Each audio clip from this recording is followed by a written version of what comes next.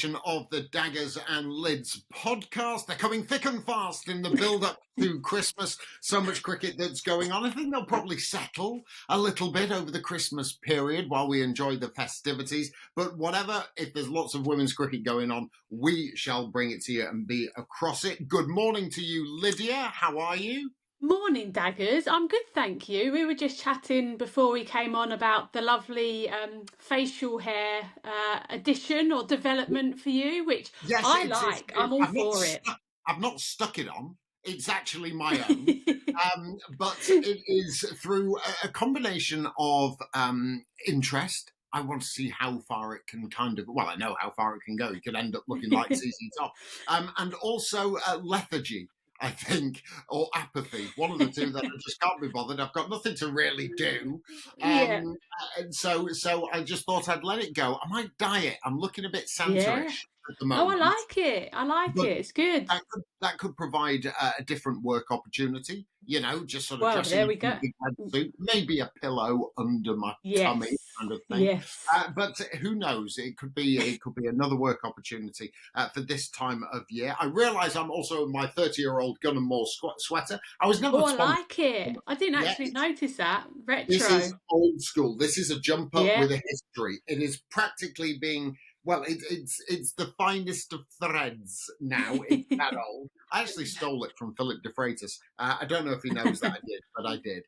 So a very ancient cricket jumper, but it's cricket, so I thought, hell with it. Why not? Go crazy.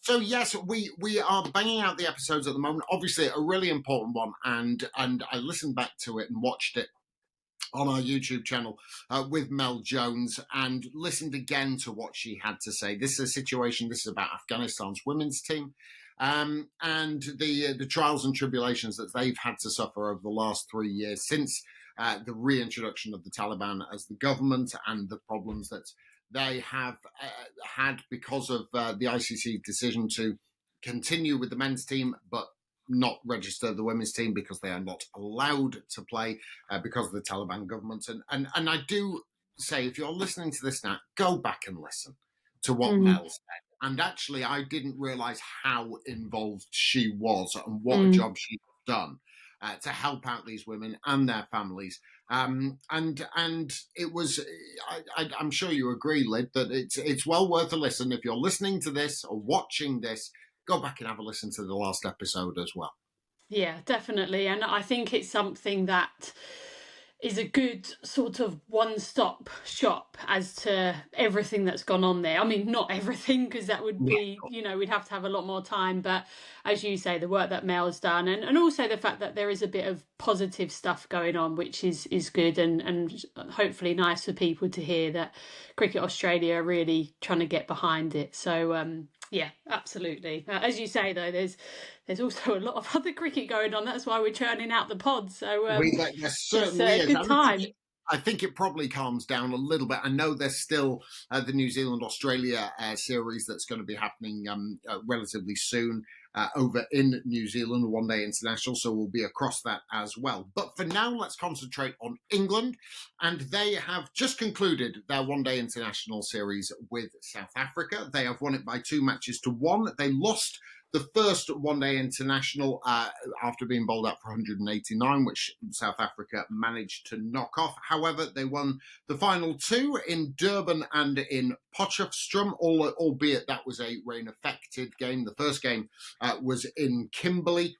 And the second ODI, South Africa were rolled for 135. Main destroyer of the top order, Lauren Filer. We are going to hear from Lauren Filer in a few moments' time. We managed to catch up with her. England knocking that off in just 24 overs, 137 for 4. And in the final one-day international, South Africa, 233 for 8. And then it rained at the JB Marks Oval, a place we know very, very well. In fact, we know Potchefstroom hugely well. If you need anything, just ask us. We'll give you directions. To South Africa, 233 for 8. England, their revised target, they got there with 4 overs to spare, 153 for 4. Tammy Beaumont was 65 not out from 46 deliveries, and Amy Jones 49 not out from 36 deliveries, including 6 fours. Fairly comfortable stuff in the final two one-dayers, Lyds.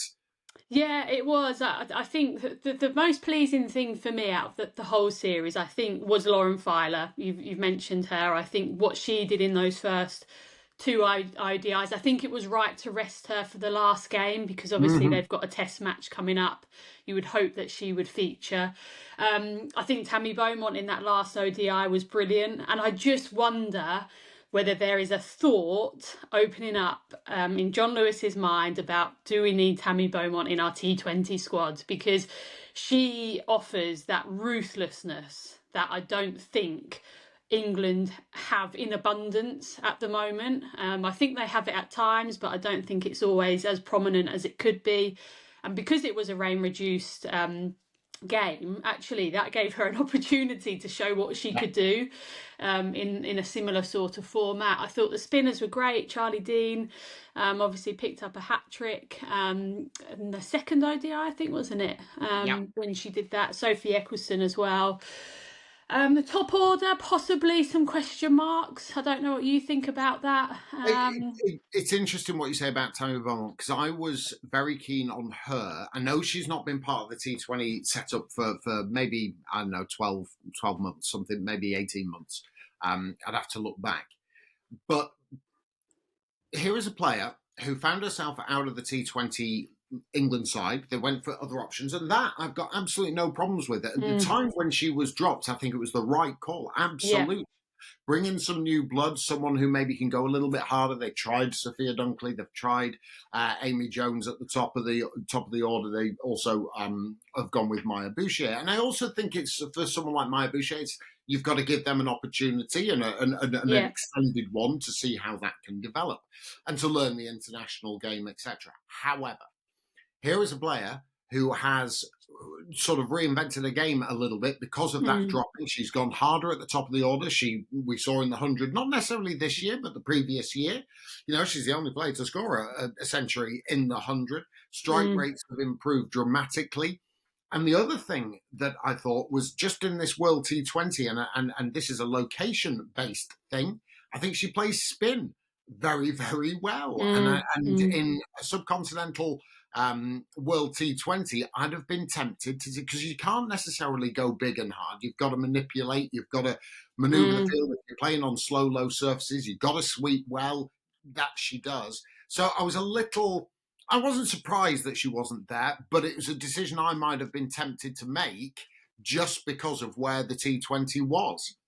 Yeah, and I think also looking ahead to the Ashes, I think you're going to need some experience and someone who has got a bit of grit about them as well. Yeah, I mean, obviously Alice Capsey wasn't picked in the T20 squad for this series, so whether that's something that could open up an opportunity for Tammy Beaumont. Who knows? We'll see, but I don't think she's done herself any harm at all. Obviously, one concern about Kate Cross, she had cross. to go off, didn't she? I think she only bowled 5 balls in that Yeah. third ODI, and then she picked up a back spasm. So yeah, I guess there will now be question marks about how much involvement she'll have in the Test match. Which would leave their bowling attack slightly vulnerable just because she is an absolute banker in that format of the Yeah. game. But either way, England will be pleased that they've got that 2-1 result under their belt. A little bit disappointing, I think, from South Africa on their Yeah, home turf as well. I realised that Marizanne Kapp was not playing in the T20 international. She came back for the one day internationals, and look, she's a class act. She is. I don't think she would necessarily hit her straps fully. She did in that first one day international. England couldn't really yeah, cope with her. Laura Wolfart seems in pretty good touch. One that kept a little low off Sophie Eccleston in that final one day where she was 61 from 68. She, again, a class act. But I do like some of these South African players that are, yeah, Anna-Marie Burks and Nadine de Klerk. I'm glad they batted her at 3. yeah. Not totally convinced about Annika Bosch just yet. Lara Mm, Goodall, yeah, I prefer sort of Brits. I'd be tempted to throw Brits up there at the top order, but be that as it may. They're yeah.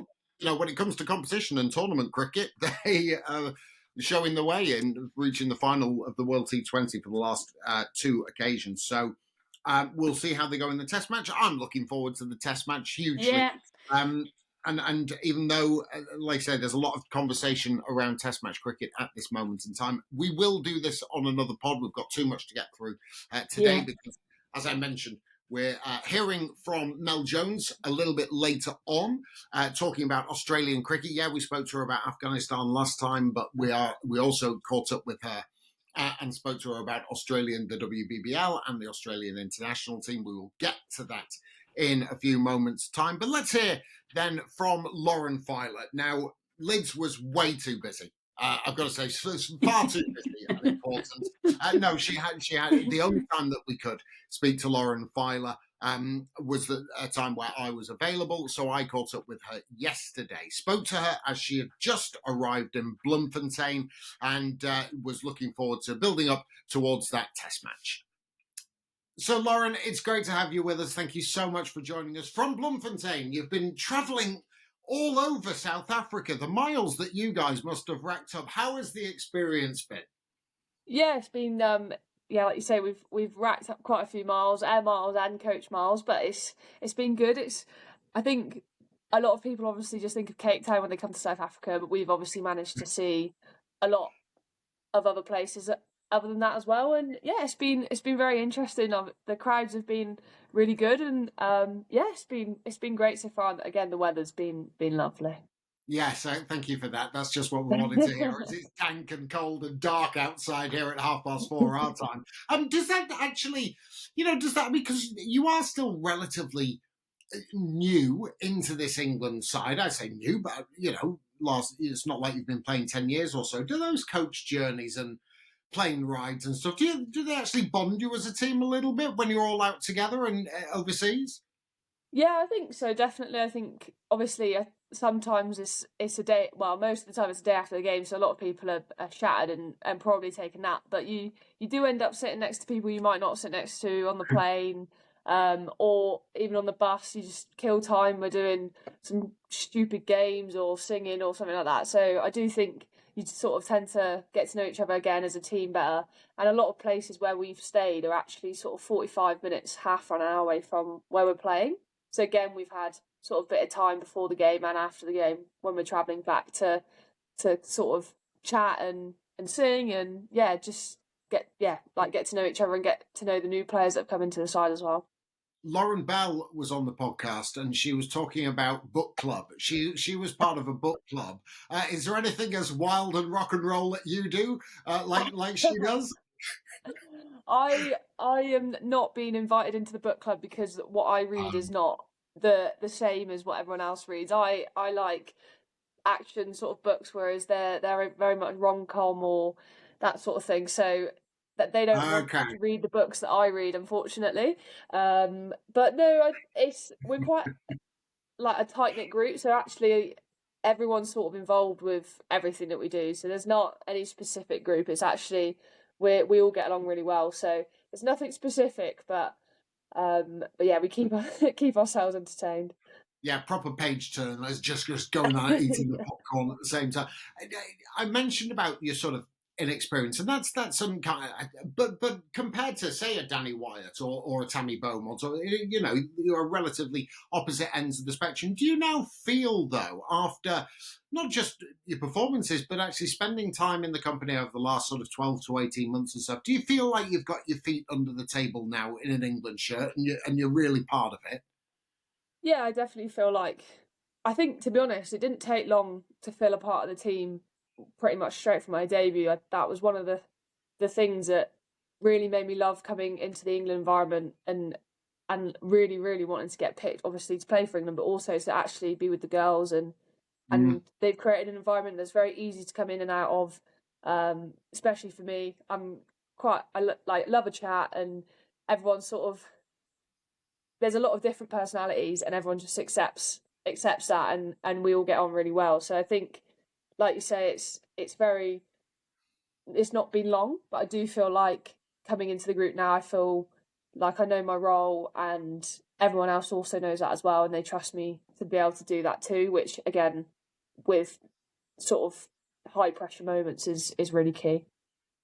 Let's talk about your role a little bit. And also, you've not had a huge amount of opportunity to go overseas in international colours. and play and play in different conditions and get used to different conditions. How have you found it out in South Africa? What have you learned, as a quick bowler?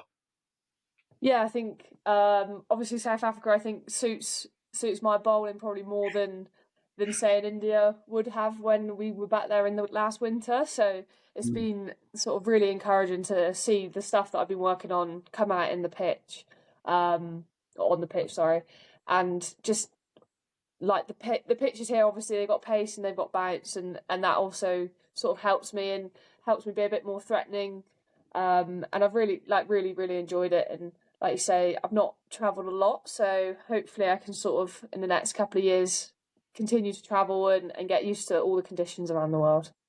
The thing is obviously, and can it be, because I remember I watched you in Benoni. I watched you in all of the games, but watched you specifically in Benoni, and even though you didn't take a wicket in that, you were hostile, and it was, you were getting carry and you were making batters hurry, as is one of your main roles within the side. Can sometimes you feel, and I've seen this happen in bowlers, it's happened to me myself, that you can get a little bit giddy sometimes as well. And you see the ball carrying through and you just think, oh, I'm going to bowl shorter and shorter. Or have you just sort of dealt with it and tried to learn as you were going? Yeah, I definitely think that this pool's actually been I feel like I've controlled that a bit better. I think maybe 6 months ago, even in New Zealand when we're out there in January, I think that I potentially could have got a bit giddy with the bounce and gone almost too short. But actually in Benoni, I think that was the first game I'd played for a couple of months, and watching the South Africans bowl at Dan and the way she played the short ball, it was like really important not to overuse it, because it's for me it's not necessarily the bouncer that gets the wicket, it's probably the ball after. But if I continue to use the bouncer too many times, people get used to it and they just wait on the back foot, which is not what I want, because I think that's what people started to figure out when I sort of the back end of New Zealand. Remember being on the end of when Sophie Devine got 100 and I was just bowling back in length and she was just sat back in her crease and knocking it around easily, which again was a massive learning. And I think coming into this tour, I definitely feel like I've probably pitched the ball up more, so actually creating that doubt in the batter's mind of whether to go forward or back or where they are in the crease. And I think that's been quite good on these pitches again, because there is a bit of pace and a bit of bounce. You can sort of lure them forward and then chuck in the short ball sort of in and when I want to. I mean, that's the other thing as well. And it was shown, especially in that second one-day international, where the stumps were splattered in numerous different ways. And these are sort of little viral moments that everyone's, God, take a look at this. And you've seen cartwheeling stumps and ones that have fallen like huge trees and stuff. That's got to be a nice feeling. When you see the work that you've done, you've got that little bit fuller. And then people are looking and going, hey, look at this. I mean, is that a good feeling for you? Yeah, definitely. Obviously, you don't want to listen to too much outside noise, because the good and the bad things all come in. So you try not to get too carried away. But obviously, I had a few photos sent to me of the stumps, and the videos obviously were put online. So it was a really nice feeling, because I think a lot of what I've been working on actually came out in that game, and it was really nice to just be able to prove what I can do on the pitch. And I think maybe in the first ODI I didn't necessarily get it right. So to come in only like a few days later and be able to do what I really wanted to do in that first ODI, but do it in the second ODI, was like really pleasing. You say you've been working on things. What specifically? Are these technical things? Are these action things? Are these mental things? Are they tactical type of things? What sort of stuff have you been sort of trying to get in on the field? Yeah, so I think when I first started working with Chris Liddell, we worked a lot on because I used to be able to swing the ball, but probably not have any sort of control over it. So actually, over the last sort of 6-ish months, we've been working on a wobble seam that makes me be able to control my line and length, and actually, again, try and take more wickets and get more accurate and just be more of a threat, which worked up until a point. But I think as myself as a bowler, and actually the coaches, Louis, Chris and Mace, we all spoke and said, actually, I want to start swinging the ball again, and I know I could have done it. I can do it because obviously I've done it before. It's just obviously trying to get that control back, and we just sort of picked trying to swing the ball in, because that's sort of where my action naturally goes, similar to a belly, sort of like tailing in. So I think actually working on that, we worked on a grip that helps me sort of control most of the time and control the ball, and I think that came out in the last ODI I played, because I don't want to use it all the time, because again it's the threat of the swing probably for me.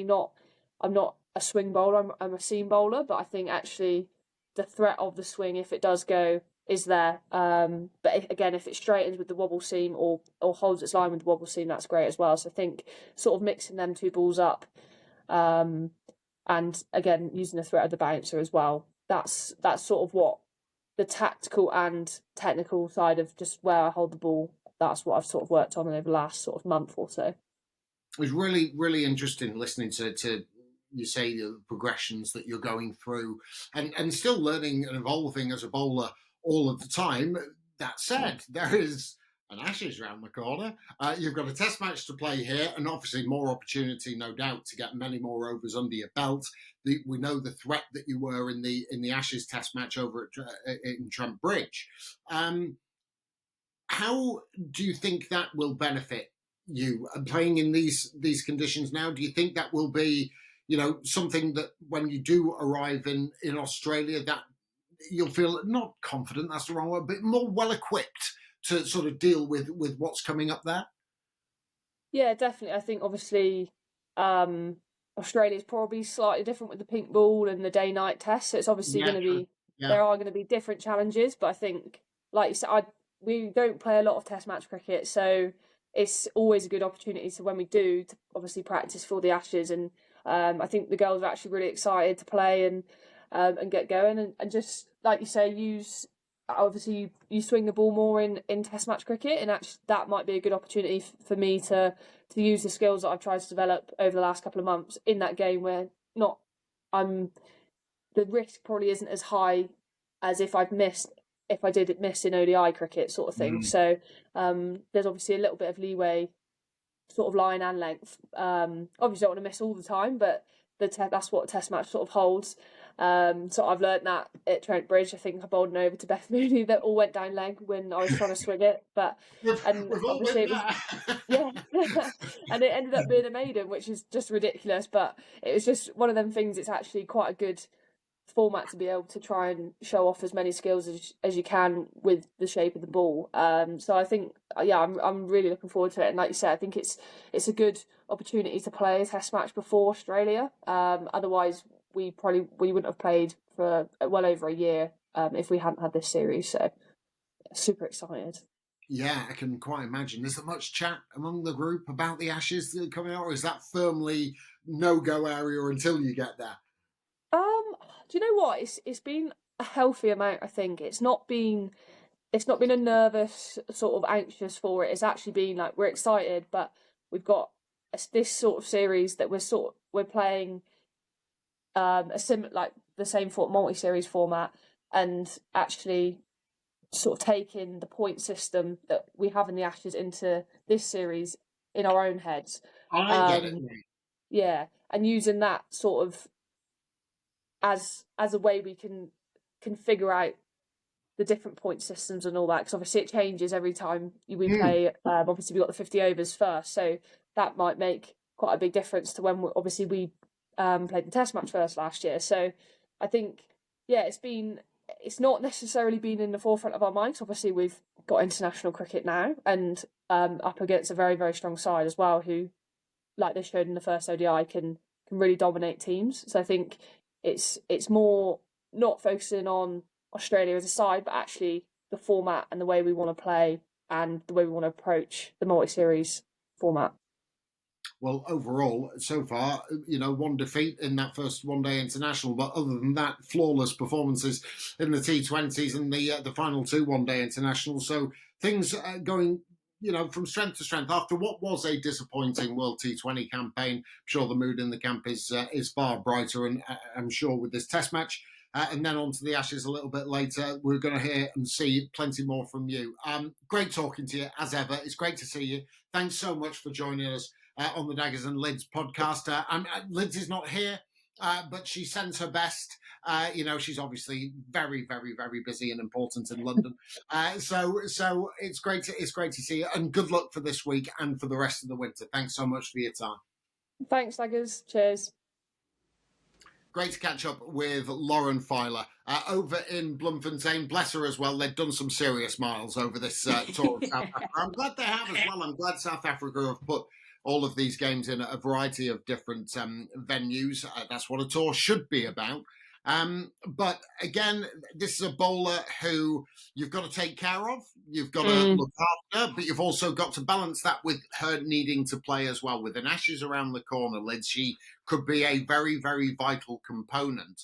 I asked her this a little bit. She not that she didn't answer, but it was the fact that maybe the question was phrased particularly badly, and since it was me, it probably was. But she is now not the new kid on the block. Australia have seen that now. Does that make it a slightly different prospect for her, do you think? That, she wowed on Test debut at Trent Bridge, and she got some big wickets. She bowled some really fearsome spells. But Aussies know about her now. They know how to prepare for her a little bit. Is it a slightly different prospect for her? Yeah, that's a good question, because I wonder with pace bowlers whether that is actually slightly different when it comes to teams working you out as a bowler or as a batter. So if you think back to that Test match at Trent Bridge, she was bowling rapid and the Australians looked really uncomfortable. So in my mind, pace is pace. You can prepare for her all you want, but ultimately she's still going to rush you, and she's still going to offer that biggest threat, which is her out and out pace. So I'm hopeful that actually she will still cause as many problems as she did in the first time the Australians came up against it. I think it's slightly different when you come up against, maybe a Lauren Bell is quite a good comparison. She's not as quick. They know that she'll bowl big in swingers. They know she's got the one that nips away. You can probably prepare for that a little bit more. But I think when it comes to out and out pace, it is what it is, and it's always going to cause batters problems. I mean, what do you think? Because you're the bowler, so probably you're better placed. Yeah, I'm not sure whether I'm qualified to talk about high pace. It was interesting what she said. She was talking about her control and trying to develop a little bit of swing.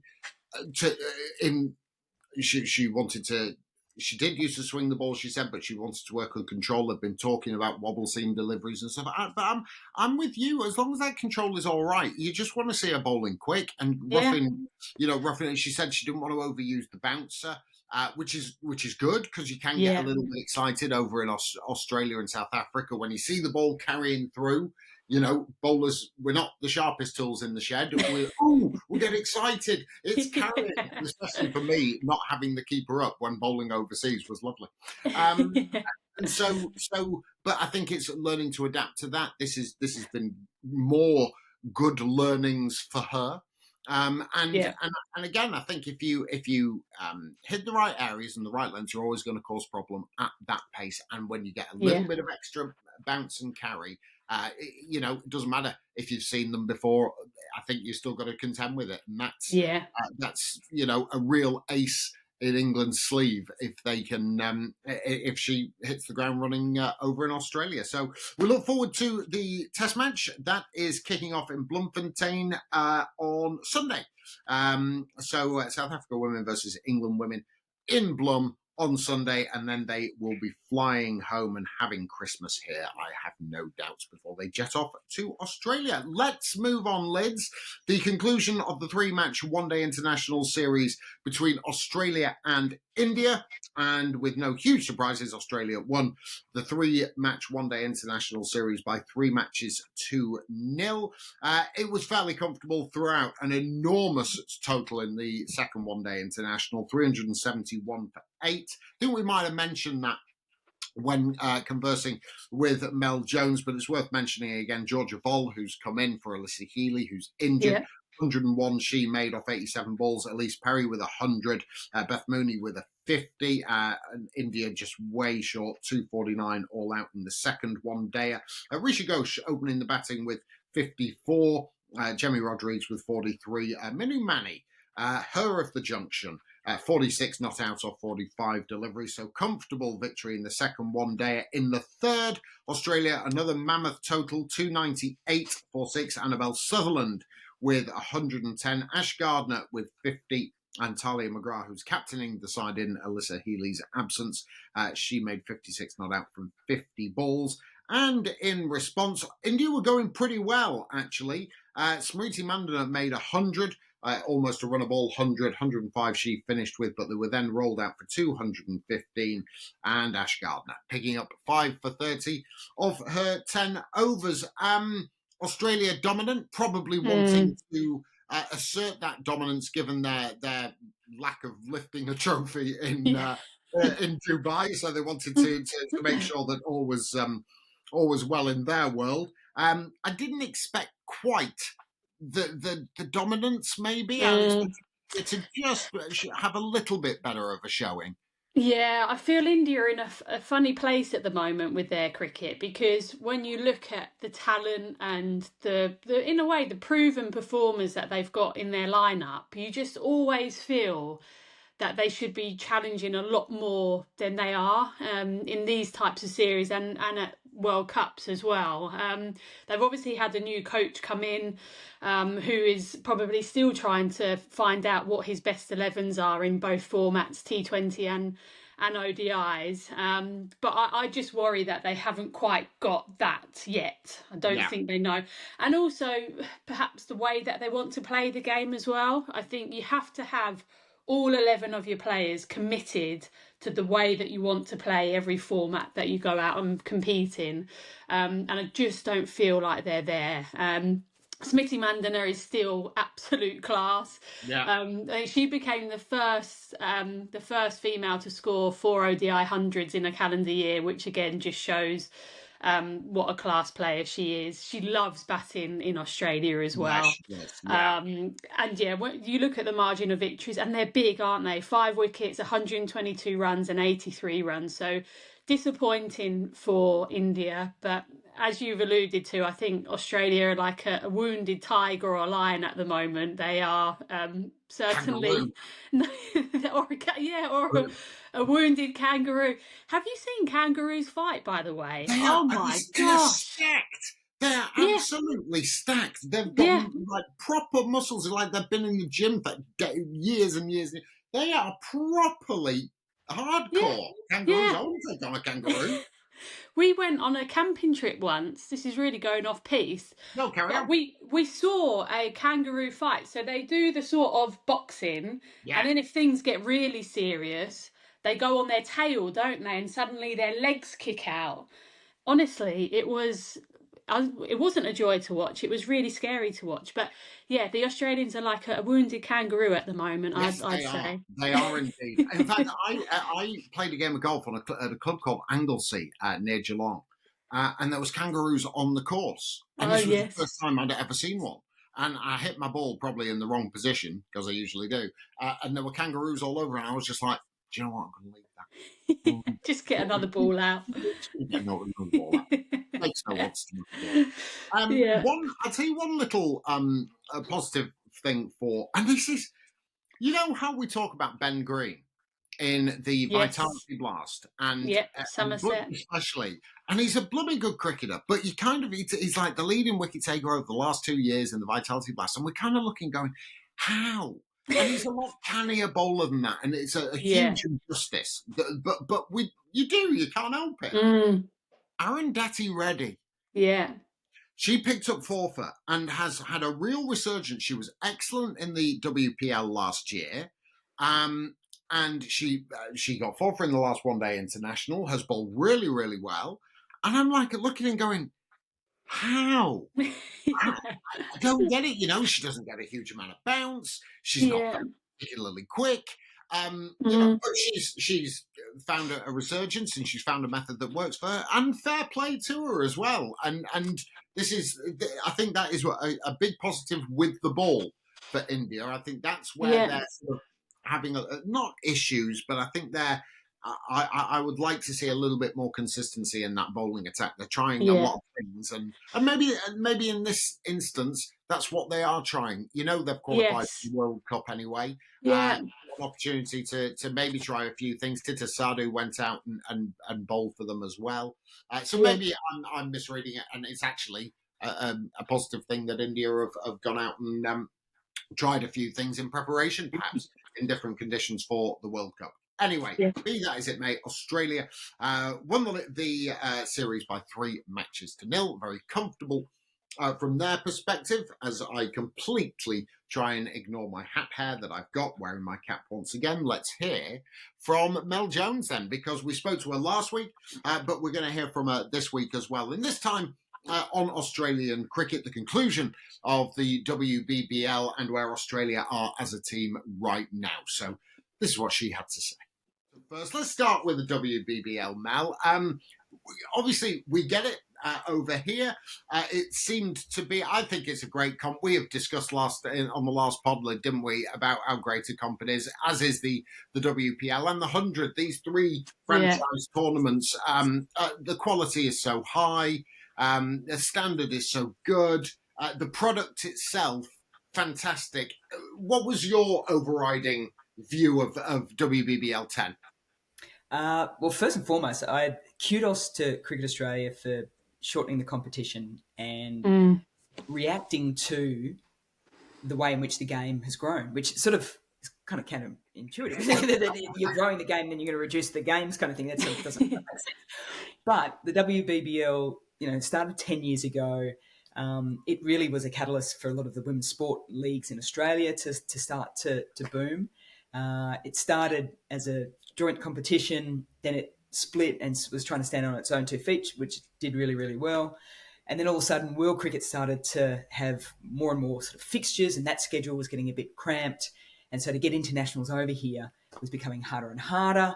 So how do we ensure that we still make it, which I think is the best domestic comp in the world still, with the quality of players? How do we ensure we get those international players in there and still make it a competition that is fiercely fought and there's no wasted games? So they reduced the number of matches, and I think that in itself led to such. We had on Fox Cricket, we had a up spike of 41% viewership over this year, and I think because it was like, wow, this is close, what's going on here. So I think there was some really good decisions led into the competition. We had the Spring Challenge, which was a T20 competition. Prior to it also, all the domestic players, the Aussies, weren't in it, but it meant that players came in on a roll. So Vol, Lee, who had 150, played in this competition to start with, so they weren't coming into a competition going, I need a little bit of match play. I thought that was absolutely brilliant. And this year for me was all about the next generation. So often we talk about the WBBL and we go, Perry and Healy and Shute. They're great. They're awesome. I love them, But now all of a sudden, there's Ainsworth and there's Vol and there's Hamilton and there's McKenna, and you're like, how exciting. I just got a bit of goosebumps. There you go. So, I think there's a lot of upside. And Mel, one thing that we're a bit obsessed over here is leadership within the England team and captains coming through. And in the WBBL, when you look at the list of captains that they've got, I think the best example recently was Phoebe Litchfield leading Sydney Thunder, which I'd love to know your thoughts on how you thought she went, because she's still young, she's still learning her game. I watched a few of the games, but I know you were there at pretty much most of them. How did she go? Yeah. Well, I had heard a rumour last year that they were contemplating putting her in the season before, which I thought would have been far too young. You sort of looked at, she'd just got to the Australian team and there was a hectic period of time away and all those sorts of things. So both her and Annabelle Sutherland were the 2 new captains within the league that overtook senior captains in Heather Knight and Meg Lanning. So you're like, and I think part of that, I'll get to answering your question in a second here, Liz, but I think part of that was when Meg Lanning, quite surprisingly stood away from the game and then came back, but then Elisa Healy came in, and Midge is 34 now, I want to say. And so then there was this, who's next kind of thing. And as much as there's people around, I think there needed to be a shift within the WBBL level so that there was and I know Tali McGrath's the vice captain at the moment and with the natural person, but you just don't know what happens to this. So I think a lot of teams sort of looked around and Australian cricket said, okay, we've got this transition period for batters and bowlers and keepers and all that sort of stuff, but we need to be really strong in our leadership transition. So that was part of it. It was great because I still saw the young Phoebe Litchfield who just loves the game. Yes, yeah, you can tell that. Which was fantastic. She's on the sideline, head in a shirt watching the game. Most people who had taken over the captaincy would have sat there and gone, "No, I've got to look calm and all that sort of thing." Yeah. Come on, it's a game of cricket. You've got to ride the emotions, and that's okay. 5 years' time, she might be a little bit more reserved, but I thought that was brilliant. She had some really tricky situations to manage in the sense of the Thunder played at Drummoyne Oval, and the pitch has gotten better there, but it was a tricky pitch to bowl and bat on. So I thought her leadership, just as a batter on it, sent a lot of messages, and then just to manage her bowlers at different stages and field placements, which is probably not exactly what she'd probably grown up watching because on faster deck. So I thought she learnt quickly and she put it into play immediately, and she'll just get better and better. What I love about the WBBL, what cracks me up as well, Lyd, is that Mel's there getting goose pimples over all of these young players. We mentioned the young players on the last podcast, and Chloe Ainsworth was one. Is it Lucy Hamilton? Hamilton, yeah. The left arm from Brisbane Heat, and there was also, is it Kiva Bray. Bray, that's right. The Sixers, yeah. Yeah, 15 years old, playing all of the games. And Mel's got goosebumps coming up, and we're going, oh, God, there's more of them. the strength of the Australian just pumping out amazing young cricketers and stuff. But it is brilliant, and that's what we love seeing the young players. I'm looking forward to seeing them play for Australia in the 19s World Cup that's coming up over in Malaysia. Can't wait to see what they've got going out there and doing that. One of the aspects of the WBBL I love is the fact that they do use the ovals like the Drummoyne Oval, like the Junction Oval, like the North Sydney Oval and stuff. That sort of more intimate atmosphere, I think, actually creates so much better of a feel for the WBBL rather than using, and I think we know, if you use the Sydney Cricket Ground, the likelihood is there are going to be, even if there are 15, 20,000 people there, it's still not going to look necessarily full because of the vastness of the arenas. For me, the WBBL, even though it's the eldest of the franchise competitions, it keeps pitching things right. It is the product itself really seems to have created this fantastic feeling from a viewing perspective over here, but also for those going to the grounds. Is that what you're feeling on the ground when you speak to spectators and viewers and that sort of thing within Australia? Yeah, and I think there's always a balance, isn't it? It's so easy to compare. And one of my favourite quotes is, comparison is the thief of joy.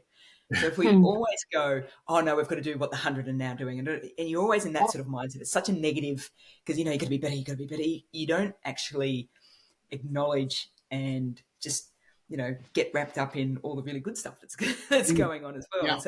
And so I think the Cricket Australia and the WBBL are sort of going through that balancing act at the moment of, we love the intimacy because it allows families and everyone to come along and you feel really connected and close to the game, which is fantastic. But we also want to make sure that this competition is getting ready the players to the international level, and that's why they brought the stadium series in. So the players have the best of both worlds almost. So I was at the Gabba for that stadium series match, and you're right, it wasn't full, but super supporters up in Brisbane for the Brisbane Heat. They came out, and it probably sounded like about 15,000 people there. They were all engaged, they're all in their teal, and then all of a sudden it gives all these players that understanding of, well, this is what it's like when you come to the Gabba for an international match, you've got these crowds, and then you can go back. And so I think it's just that, we're going to do a little bit of here, and then it also allows the teams and the associations and administrators to get a bit of a feel of how do we market the bigger games to a different audience than the Big Bash. So you can't just copy, paste, repeat what you do for the Brisbane Heat men for the women, because it's just different. And so it gives them that opportunity to go, that worked, but next time we're going to do this. And so next season, when they get back there and they do it again, they'll do something slightly different, and then it won't just sound like 20,000. It will be 20,000. Yeah. So I think, it'd be great to lead into that. Yeah, just very quickly, Mel, on that, because of course you've seen the 100 here, you go around the world doing cricket and stuff like that, and originally the WBBL was double headers originally. Yep. With the women playing first and then the men a little bit later on. Do you ever think that there is an opportunity for maybe a couple of games to still do that, perhaps? And is that another way of advancing? I'm not saying advancing; it sounds like I'm regressing, but I'm not meaning that. I mean that to have that opportunity. Of course, that would involve overlap of the competitions. I understand that as well. But do you ever foresee that, or is it now? This is the way it is. It's two separate competitions, and this is the way we're going. And I'm not saying that's a bad thing at all. No. Just thinking aloud, really. Well, this is the beauty of it. Nothing's set in stone, is it? And it's okay, if you try something and it doesn't really work, that's okay. Yeah. Like we beat ourselves up so much on it, and so we feared trying it for the sake of everyone coming down on top of us, kind of thing. And I know there's a truckload of money and resources, investment, and all those sorts of things. But yeah, I could see a dovetailing of the two competitions. The interesting thing is the Future Tours program and the WPL now looking like it's shifted to January, which is our middle of our Australian summer, and usually where we play all our internationals, like the Ashes are now coming up, women's Ashes, and it'll all be in that period of time. So there will be a ripple effect now for just the scheduling of domestic cricket and international cricket on the women's side here in Australia as well. So to say that, I could easily see a dovetailing of the two competitions where WBBL maybe starts a little bit later. As you're potentially getting into finals or something along those lines, you could have the men's first into the women's, and then it kicks on to the Big Bash. That's easily one kind of option you could have. And again, that gives all our players that bigger stadium feel, takes away the nerves when they're then playing for Australia down the track. It gives our domestic players a taste of some great atmosphere as well, and it brings a new audience to the game too. So there's all these options. But again, it's almost like the conversation we just had with the Afghanistan women, is you can't find a solution unless you all get in the room and have a bit of a chat about it. Throw a few things around. Absolutely. It was a great competition. Let's just quickly finish with you on Australia, because as mentioned, they've finished up their series with India. Some great performances. Alyssa Healy's been out. In comes Georgia Vola and scores 1 billion runs, continuing her fantastic form in the WBBL. A century, only her second one-day international. Incredible from her. So yeah, another young Australian comes into the side. This is really, really great news for all other nations that this. I'm enjoying this. Keep going. Yeah, the conveyor belt of talent is just coming through. We're running out of time, Daggers. We are. It's been lovely having you on. No, but let's just quickly go back, because I know it's a little bit of time has passed, but just wanted to gauge your thoughts on the World T20 and Australia. Its exit in the semi-final stage, and just what was the reaction there because it's slightly different when you've got quite a bit of credit in the bank and you've won everything for the last 10 years. And have been arguably the best sports team in the world, and that's men or women. And then you go out at the semi-final stage and we're sort of going, whoa, this is, now granted England didn't even make it to the semi-final stage. What was the reaction like? And your thoughts on Australia? Was it kind of, it had to happen sometime, or was there something more afoot, or was it just circumstance, or what was your thought? Yeah, it depended on who you probably spoke to. You've got punters back home who are just like, oh, useless, Then you've got people who watch the game a little bit more, and they're a bit more analytical about, well, you're in the UAE and you didn't play king at all in any of the games, and turning wickets, and Australia seem a little bit more fixated on going with seam options than spin options, which is the way we've been brought up on our pitches and all those sorts of things. There didn't seem to be those question marks around the experiment, which had worked previously of Wareham coming up.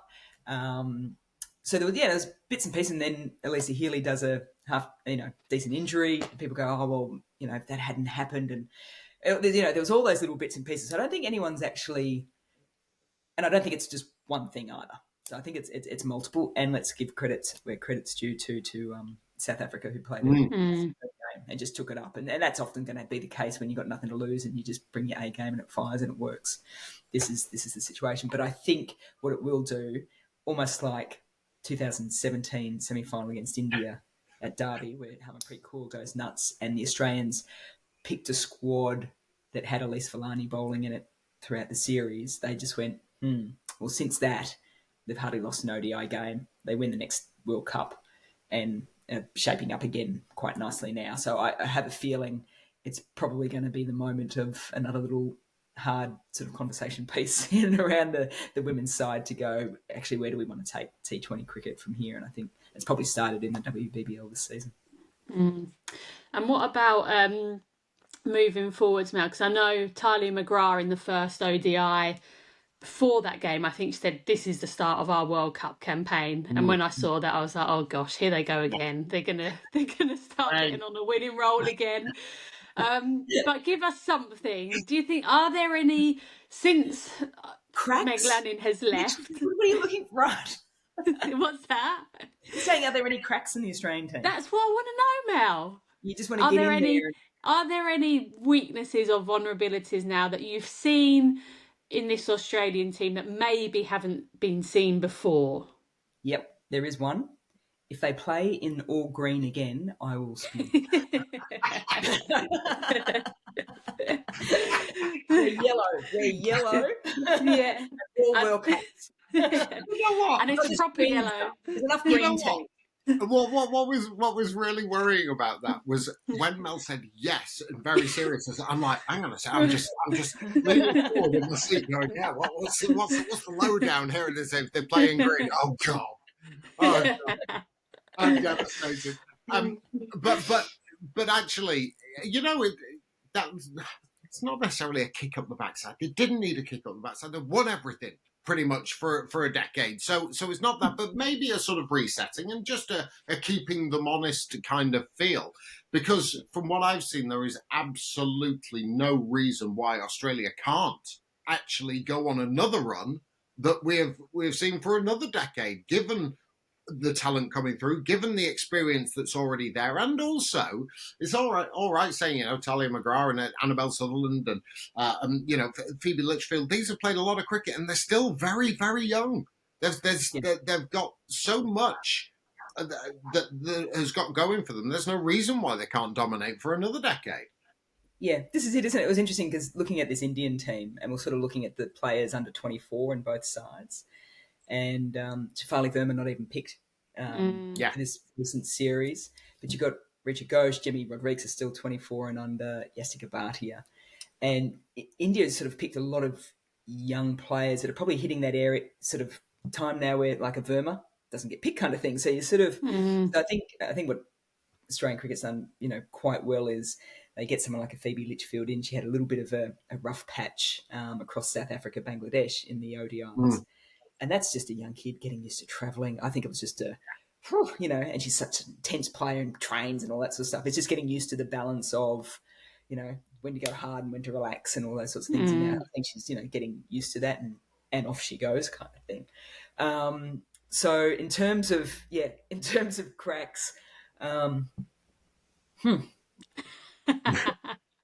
Well, I like the way that Daggers was suddenly Australian. He was like, well, there's no reason why they can't dominate in the next 10 years. Well, there isn't. Forget where you are, Daggers. Do you know what? It is where I am, actually. And that's the kind of, I'm not saying that's a good thing. I'm not sort of purchasing properties in sort of northern Victoria anytime soon. The point is, you can only sort of say what you see a little bit. And I see another player. I see Georgia Vold come in, and she's international class ready right now. You're playing against India, and you've just scored 40 odd not and 100 in the first 2 one-day internationals of your career, they are international ready at the age of 21. Now, I think from any other nation's standpoint, that is a worrying thing. This is, they're not sort of easing them in and getting used to international cricket. They are ready to go there and then. And that, for me, is why, or one of the reasons why Australia is actually still 3, 4, 5 years ahead of absolutely everybody else, is because they are producing cricketers, a lot of young, talented cricketers. They've invested the money into it, into the coaching pathways, into the contracts from state level through to pathway level, to state level, to international level, and that they are ready to go. And it is, I would say, it would be fantastically disheartening if I'm any other nation seeing another player come in, make a debut, and average 147 after 2 games at a strike rate of 115. This is... Yeah. And I'll add one more thing to this, which is probably not going to please you, but the fact that you look at Australian sport as well. Now, AFLW has kicked off in the last 5 years as a league competition, and soon they'll have full 18 teams, and that's a fully fledged league, and they are serious athletes. Our netball competition is huge. Our WNBL basketball competition, the W League in the football, they're all playing and attracting athletes, serious athletes. And so I look at cricket in India for women. They've done some good success in some Olympic individual sports and things like that, but it's cricket. The cricket's a sport to go to. So if we didn't have all these other sports as well, I sort of look at it and go, what kind of team would we have as well? So we're in our own internal challenge of making sure that our systems are absolutely bang on, because if we don't do that, we lose players to all these other sports. Yeah. And I don't see that challenge as much in the other nations. And I think part of that, again, is why when the youngsters are coming through, there is an investment in them that is making a massive difference once they get into the yellow and green of Australia. So the Matildas as well, because you have the WBBL, the AFL and the Matildas, that's all been running along the same time, hasn't it? Yeah. Yeah, I'm sorry, Daggers, I'm done. No, I was just going to say, if you are world-class in women's AFL, carry on. We don't care. We don't play it. So it might be a fantastic competition, but it means nothing to anybody outside of Australia. There you go. Not at the moment. But what I will say is it is, I've seen you tweet about it, I've seen other people tweet about it, and the reaction it's getting, both on social media, both from the television audiences and people going along to watch the games as well. Fantastic. That in what one could arguably say, one of the sort of more Aussie sports, it's built for, go out, it's big. And the women's competition has grown inordinately, and I just think is fantastic. It really is, the way that it's been done. Very briefly, Mel, England didn't make it to the semi-finals of the World T20. It was a kind of shock to us. There was quite a big reaction to that here. What was your gauge? And we'll leave you. We'll let you leave after this. We've taken more of your time. That's right. I looked at the squad, and the squad looked, a reasonable one to me. I sort of looked at particularly the spinning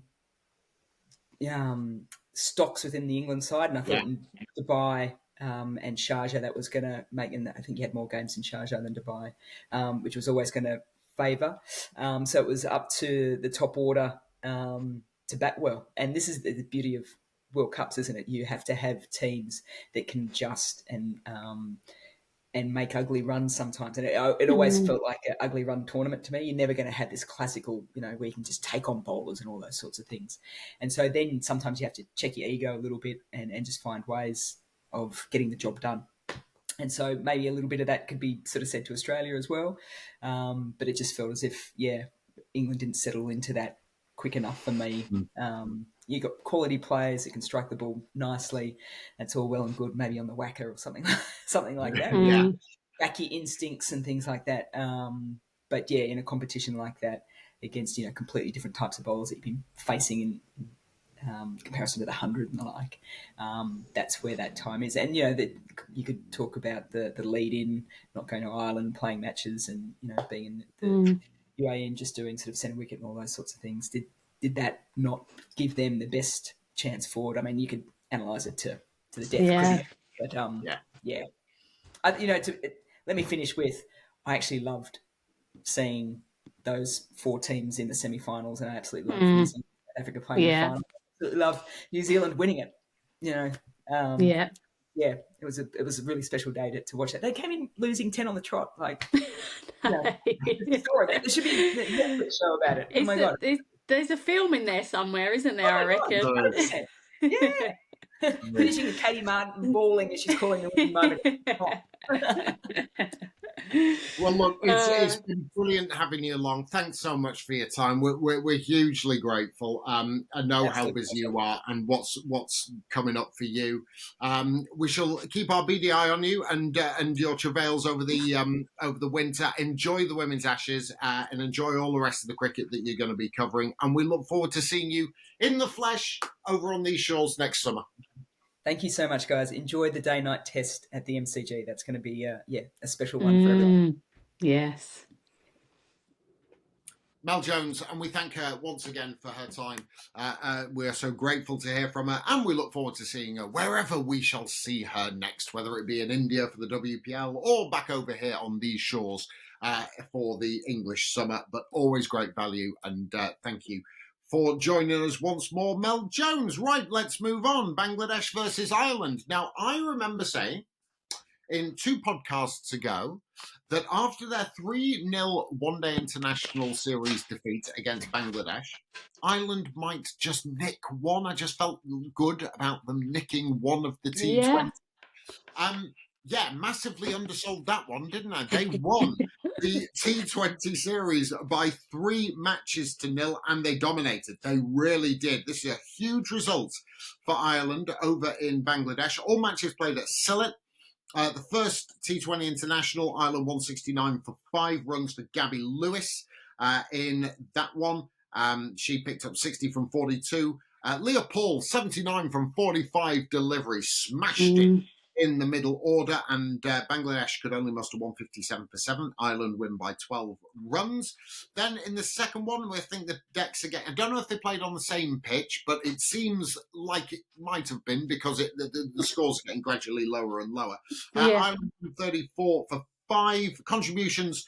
A couple of 30s in there. Ola Prendergast made 32. Laura Delaney made 35 from 25 deliveries. Bangladesh bundled out for 87. 3 for Ola Prendergast, 3 for 13. 2 for Laura Delaney and 2 for Kelly as well, and Arlene Kelly. And finally, 123 for 7 Bangladesh made in the last one T20 international, which was knocked off by Ireland. Again, Laura Delaney, 36 from 31, a kind of a grind-out victory. They won it with 1 ball remaining, but on what seemed like quite a slow surface. Ola Prendergast, 4 for 22. Amy Maguire, 2 for 25. So, 3-0. Ola Prendergast, 10 wickets in the series. Devastating for her, devastating type of bowling. Bangladesh could not handle her, obviously. And this is just a monumental series win, I think, for Ireland. Yeah, I fully agree with that, Daggers, because when we were talking about their loss in the previous series, we were saying, perhaps they hadn't quite adjusted to the conditions out in Bangladesh, because they wouldn't have toured the subcontinent a huge amount, I don't think, particularly given that some of their players in their squads are quite young. So to have bounced back and to have made it a whitewash, I think is real credit to them. I think it's also really good for when they go to India. Their next series is out in India, which is a 3-match series there, so very similar conditions, and you would think that actually the learning they would have got from this Bangladesh series and the win that they got would help them. Obviously India, a much stronger outfit, but either way I think they would have learned so much. And again, when you look at the players that they've got in their teams, they've just managed to find gems of players. Orla Prendergast, who has come on the scene pretty recently.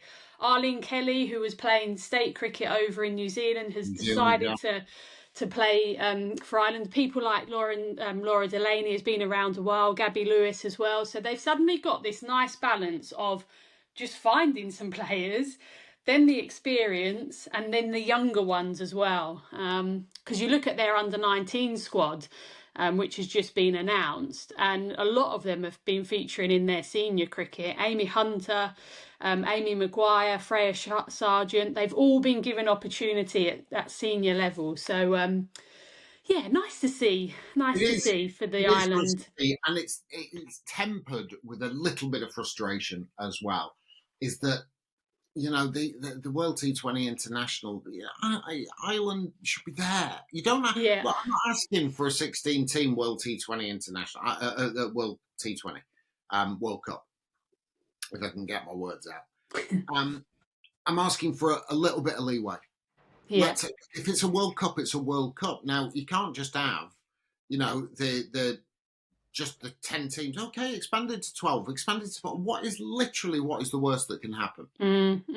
Yeah. Sides you're going to get. If you want to add 2 more sides, that's okay.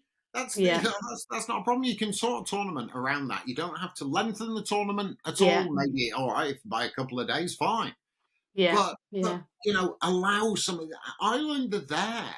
You know, and yes, I understand there was a qualification process and they lost to Scotland, and Scotland completely earned the right to be there, and Sri Lanka as well. But you know what? I just feel that if you expand it a little bit, if you're trying to grow the game, which is the goal, and especially in the women's game, which is still relatively sort of, I say new, I don't mean it like that. I know what you mean. Consciousness of the general public now. You know, a lot of people won't know the history of them, but what you want to do is grab fans here and now. Well, you know what? Add a couple of teams to the World Cup and just, you know, because what makes news? I'll tell you what makes news. Shock results make news. And if Orla Prendergast or Laura Delaney or Amy Maguire or Gabby Lewis or whoever has a day against a big side, that makes news. They can win, and they can win in a T20 game. You can win a side with just one decent performance. So, I you know, that is something that gets people going. Shocks are just as big a deal as, you know, Smriti Mandana getting 100 or whatever it might be. It's tempered with a little bit of frustration that they weren't at the World T20, but I'm thrilled for them. Fair enough. I hope it's, again, a building block for them, which will give them huge amounts of confidence against other sides. But you know, seeing them develop and progress, it's just thrilling. I think it's thrilling, and I'm looking forward to the opportunity. I didn't go out to Ireland for the series against England, but I'm looking forward to actually seeing them in the flesh at some point soon. Hopefully. Yeah, no, me too. I think it's and always we have to mention the support and the resource that they get in comparison to other countries is minimal. So the fact they've gone out to Bangladesh and have got that result, I think, is huge credit to everyone involved. It totally is. That's pretty much us. Yes. Done. Christmas. Oh, the WPL auction, Daggers. We need to mention that, don't we? Thank you for reminding me. Yes, indeed. So it's on in a couple of days' time. Is this right? It's a mini auction, isn't it? This year? Yeah. So it's on Sunday the 15th in Bengaluru. And I mean, the teams, it's interesting when you look at what teams or what spaces sides needs to fill. And it's pretty much as you would expect. So UP Warriors and Gujarat Giants, they have the most amount of money to spend. They finished 4th and 5th last year, so they've released the most amount of players, so therefore they're going to have a bit more money to spend, whereas teams like Delhi Capitals and Mumbai Indians, they haven't got a huge amount to spend because they've kept the majority of their squad together. But plenty of names in the auction, just to name a few. Nadine de Klerk, who we've obviously seen in action. Lots of England players. Heather Knight, who got released from the RCB. Lauren Bell, Danny Gibson, Sarah Glenn, Lauren Filer, Sophia Dunkley. Aussies in there, Kim Garth, Darcy Brown, Alana King, Amanda Jade Wellington. She'd be a good pick for someone you would imagine. Associate player Sarah Bryce is in there as well. Kiwi, Rosemary Mayer, Deandra Dottin. I wouldn't be surprised if she got picked up for a side, having just helped the Renegades win it. So plenty of big names in the auction, and I'm going to be watching that. I'm going to be stuck to that like glue on Sunday. Yeah, I will be as well. UP Warriors, get yourself some Seamers, please. Get some Seamers. And Gujarat Giants, get yourself some players. But batters. Get some batters, get some bowlers, get some all rounders. Yeah, that's what you actually need. So that's the best way to go. Yeah. If you're thinking Deandra, maybe giving her a little bit of a resurgence, might be worth having a little tickle there, and because you need some improvements drastically. Yeah. Anyway, I think that's pretty much it. I was going to go on a rant, Lyd. I've not had one in a while. That's not like you, Daggers. It's not. It's not like me, and I'm wondering whether I should or not. So I'm gonna lean on your feelings whether I should go on a rant or not, because I was properly annoyed the other day. Well, you've mentioned it now, Daggers, so I'll chuck you the ball. You can walk back to your mark. You can set yourself up from the sight screen, and you can come steaming in. I can come steaming in and then deliver a 60-mile-an-hour powder puff ball. I shouldn't get triggered by articles, because that is what they're designed to do. Someone writes an article or opines on a subject, and especially when we're talking about women's cricket, and it's written for reaction, it's written for clicks, it's written for likes, and I shouldn't get triggered by it. And I have. I've been completely triggered. I've been what's the word? I've been just reeled in. And that's what it's supposed to do, and I hold my hands up. I'm reeled in, but I've got to tell you, I was spewing when I read this, and it's by a guy called Giles Corran, who is a food critic for newspapers and stuff, and he writes in the Times about following the England-New Zealand men's game. And he said the first thing he does, he writes the article in the Times, and he sort of says, the first thing I do upon waking up after watching a little bit of the cricket, falling asleep to it because it's an overnight series, is wake up, search up the BBC cricket page to see how it finished, then flick to the Times while the kettle boils to see what others made of it, right? Sunday was no different. He was talking about his kids, having an early start for football. So having gone to sleep with a historic test win, all but certain, seen Root bring up his ton with a reverse ramp and the bowlers make early inroads, I scrolled to the BBC to check that we had rolled the Kiwis over in the day and secured a historic test series victory. South Africa rebuilding after Filer's early burst for England in the second one-day international, ran the headline, with a picture of someone wearing blue pyjamas and a ponytail doing a fairly embarrassing throw with a white ball. And I thought, what? We're playing a one-day international in South Africa, of course. As well? Oh, right, of course. This was a much more important women's match. You can see the sarcasm dripping from the pen, featuring literally nobody that anyone reading this piece would recognise if they walked into the room now holding a cricket bat. And beneath it, tiny, a picture of Chris Wokes and the entirely secondary news that England powered a series win in New Zealand. I'm afraid that is classic BBC, so committed to women that they relegate a great Test series victory to the status of footnote beneath an irrelevant women's pyjama game, but can't find a job anywhere in the corporation for Michelle Hussain, their best news presenter by a country mile. Talk about grabbing a complete tangent and what aboutery from this. So firstly, and he then goes on about saying it's all about woke showboating and no substance. Endlessly talking the talk, utterly incapable of walking the walk. So women's cricket, you can't find it. You have to be derogatory to it. This is someone who I think has had some involvement with cricket, with maybe chance to shine or something. And he's there being hugely derogatory with his words about the women's game. And Alex Hartley, fair play to her, pulled him up on this on social media and actually saying, this guy's been a sexist pig for a while, belittling me, Crossy, and women's cricket while being in the same room, passing it off as being funny. And she adds, you're the type of man that gets that your child will get abuse from if she ever plays sport. Now, that is a very important sentence. Hope she never reads your opinions on women's sport. He responds, Alex, that's so harsh. We've met a few times to promote the wonderful chance to shine, and you've had a poke at me on the mic, and I've had a poke back. I admire you and Crossy hugely, and I love my daughter and support all her sporting endeavours. Do you want to meet to discuss? He then adds, if you're unhappy with either of the conversations we've had in front of hundreds of people for charity, you must say so. But if you really want to make accusations of child abuse, you're going to bring down such a hideous storm on my head and hers. I'm not sure it's what you want, right? Alex then responds, you can't claim to admire female athletes or support your daughter's sporting endeavours while at the same time writing rubbish about women's cricket for the sake of some clicks. Well said. If you want to contribute to a sport, to a culture of belittling women's sport and women, own it and take the criticism that comes with it. Now, she then adds another tweet saying, I'm not saying you're abusing your child, which she didn't. I'm saying that the type of bloke that abuses women's sport, and you've got a daughter who will, if she plays, get that abuse in her DMs. That's the point.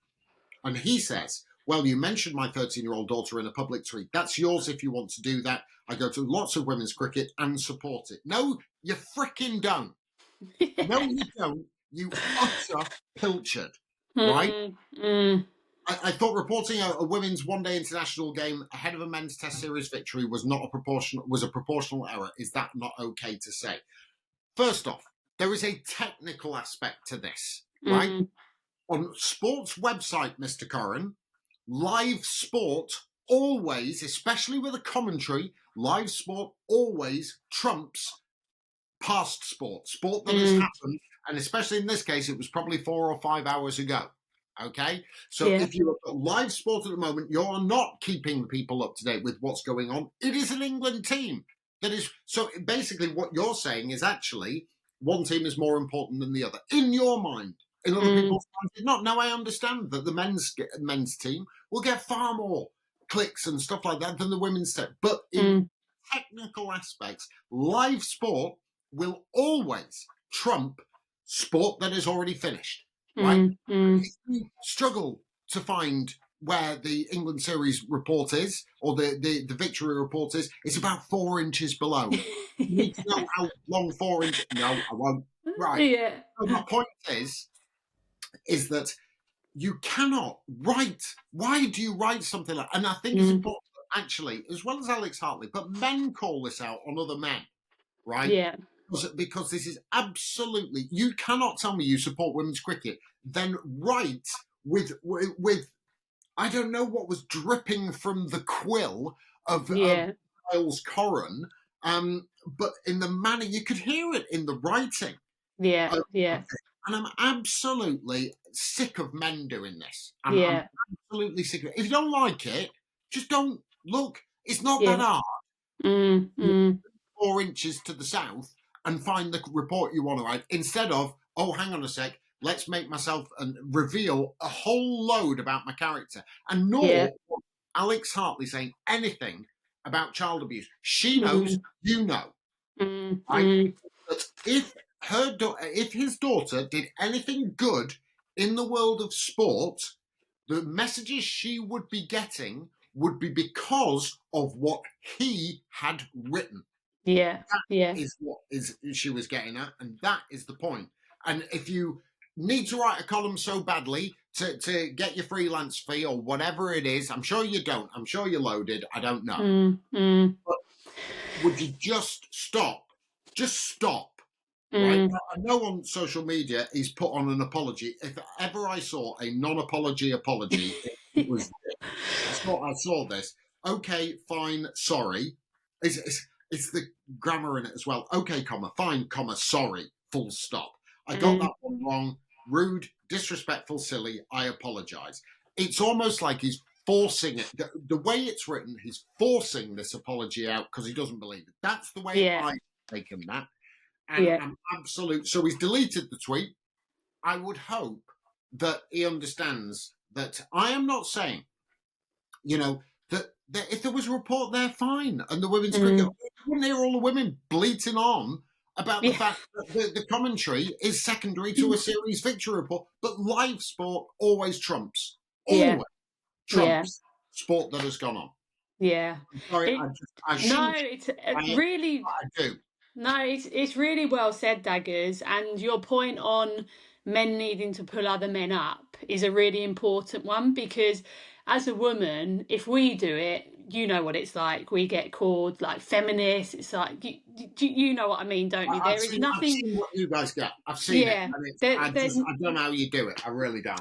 Yeah, there's nothing more powerful than men pulling other men up. And when you sent me that this morning, I could only laugh, because I just thought, how is someone that offended by something that clearly he has no interest in, that he feels he has to go and write something about it? It's like, really? Just spend your time.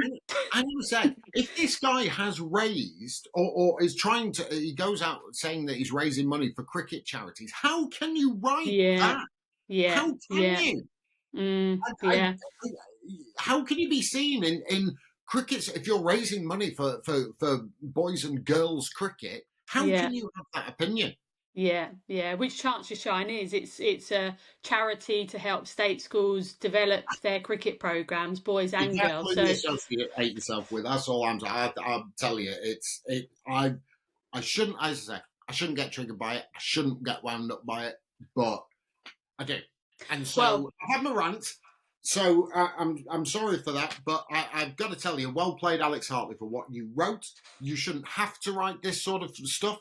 No one should have to write this. Don't mind opinion pieces, but keep it to, if you think something is a bad delivery or something is a poor performance, absolutely carry on. We do it all the time, but you keep it on a cricket and athletic and respectful way, as opposed to what you can see. You can read these words and know exactly how they were put out. And it's him saying a woman in their pajamas with a ponytail doing an embarrassing throw. That says it all, doesn't it? But Daggers, on behalf of females involved in cricket, we appreciate you saying what you say, because it does count for a lot. I'm not doing it for that, Led. I'm really not. I know you're not. I know you're not. I'm just sick of it. And do you know what? I'm sick of it, and I don't even know the half of what you guys got in the past. I just don't even know, and because it upsets me seeing what you've had to deal with, and lots of women cricketers still deal with, and it just winds me up. Anyway, I'm sorry I prattled on. This is probably a longer episode than you envisaged, and my dear listener and watcher, I am so sorry, but I don't know if we're going to manage to get together before Christmas. It's the 13th as well. Why don't we have a little Christmas edition? Yeah, let's have a Christmas episode. Let's have a Christmas edition. Get some stories out. Some people get in touch with us. You can get in touch with us on social media, or you can leave us things in the comments. Comments in the comments. You can, yes, basically, on YouTube, and let's have a Christmas edition, maybe next week or something, and we'll read some stuff out, and we'll get all jolly. I will get off my high horse and off my soapbox. I'll put my red suit on, and Christmas jumper. Yes, Christmas jumper edition. That is what we shall do.